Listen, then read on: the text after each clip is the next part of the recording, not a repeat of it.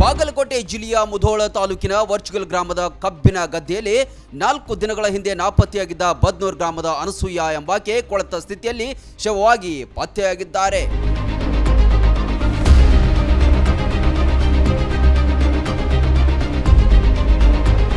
July 7ರಂದು Lokapura ಸಂತೆಗೆಂದು ಬಂದಿದ್ದ ಅನಸೂಯ ನಾಪತ್ತೆಯಾಗಿದ್ರು. ಈ ಕೊಲೆಯ ಹಿಂದೆ ಅನೈತಿಕ ಸಂಬಂಧ ಇತ್ತು. ಹಲಗಲಿ ಗ್ರಾಮದ ಓರ್ವ ಯುವಕ ಆರೋಪಿ ಎಂದು ಕುಟುಂಬಸ್ಥರು ದೂರಿದ್ದಾರೆ.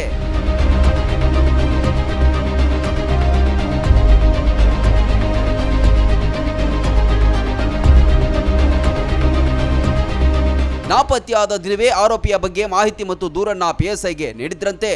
ಘಟನೆಗೆ ಸಂಬಂಧಿಸಿದಂತೆ ಸೂಕ್ತ ತನಿಖೆ ಮತ್ತು ಆರೋಪಿಯ ಬಂಧನಕ್ಕೆ ಕುಟುಂಬಸ್ಥರು ಆಗ್ರಹಿಸಿದ್ದಾರೆ.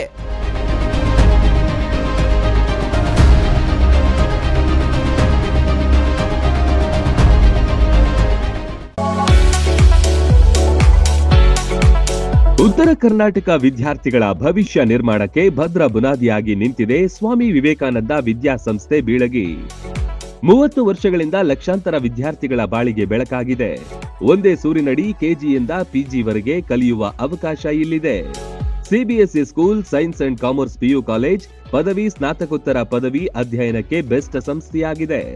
ಡಿಜಿಟಲ್ ಕ್ಲಾಸ್ ರೂಮ್, ನುರಿತ ಬೋಧಕರು, ಬೃಹತ್ ಲೈಬ್ರರಿ, ಪ್ರಾಕ್ಟಿಕಲ್ ಲ್ಯಾಬ್, ವಿಶಾಲವಾದ ಕ್ಯಾಂಪಸ್, ಬಾಲಕ ಬಾಲಕಿಯರ ಪ್ರತ್ಯೇಕ ಸುಸಜ್ಜಿತ ಹಾಸ್ಟೆಲ್, ಆಟದ ಮೈದಾನ, swimming pool, school bus, security ವ್ಯವಸ್ಥೆ ಸೇರಿದಂತೆ ಅತ್ಯಾಧುನಿಕ ಸೌಲಭ್ಯಗಳಿವೆ.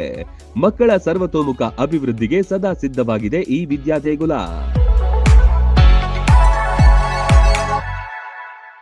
ರನ್ ಟಿವಿ ನ್ಯೂಸ್ ವಿಡಿಯೋಸ್ ನೋಡಲು ಸಬ್ಸ್ಕ್ರೈಬ್ ಮಾಡಿ, ಬೆಲ್ ಐಕಾನ್ ಪ್ರೆಸ್ ಮಾಡಿ.